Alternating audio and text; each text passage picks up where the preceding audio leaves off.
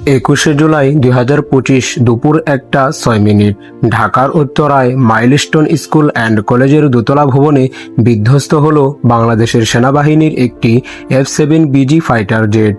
জেটটি ছিল চীনে তৈরি চেংডু F-7BG ফাইটার ট্রেনার, যার রেজিস্ট্রি নাম্বার ছিল 701। এটি 2013 সালে বাংলাদেশের বায়ুসেনায় যোগ দেয়। পাইলট ছিলেন ফ্লাইট লেফটেন্যান্ট মোহাম্মদ তৌকির ইসলাম বা সাগর নামে পরিচিত। প্রথম একক ফ্লাইটে নিয়োজিত ছিলেন।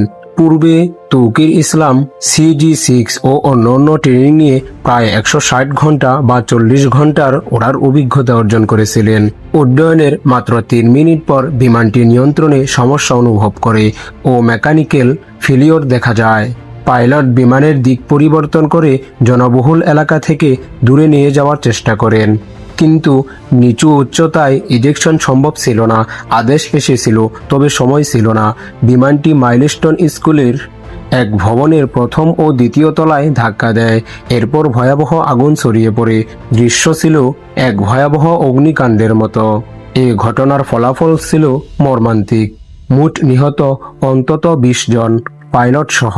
আহতর সংখ্যা প্রায় 171 জন, বেশিরভাগই শিশু। তাদের মধ্যে কমপক্ষে 60 জন রোগদের কারণে হাসপাতালে ভর্তি। জাতীয় burn and plastic surgery institute আপাতত রোগীতে পূর্ণ, অনেকেই আশঙ্কাজনক অবস্থায়। ISPR ও বায়ুসেনা জানায়, ফ্লাইট লেফটেন্যান্ট তৌকির ইসলামের সবই ছিল লোকাল লোকেশন থেকে নিরাপদ দূরত্বে পরিচালনা। তিনি বিমানটিকে জনবহুল এলাকায় না নিয়ে বন্দুকসহ নিজেই নিরাপদে নামানোর চেষ্টা করেছিলেন। তার এই আত্মত্যাগ ও দায়িত্ববোধ আজ সর্বদেশে প্রশংসিত হচ্ছে। সরকার ও বিমান বাহিনী শোকগ্রস্তভাবে মৃত্যু বার্তা নিশ্চিত করেছে। জানা যায়, একটি উচ্চ পর্যায়ের তদন্ত কমিটি গঠন করা হয়েছে, যেটি দুর্ঘটনার প্রকৃত কারণ উদ্ঘাটনে কাজ করছে। এই ভয়াবহ ট্র্যাজেডি স্মরণ করিয়ে দেয়, নিরাপত্তা একবার কম হলে সে ক্ষতি শুধরানো যায় না। তৌকিরের আত্মত্যাগ আমাদের শেখায়, দায়িত্ব ও সাহস কখনোই ছোট নয়। আমরা প্রার্থনা করি আহতরা দ্রুত সুস্থ হন, আর জানাই শোকাহত পরিবারদের প্রতি গভীর সমবেদনা।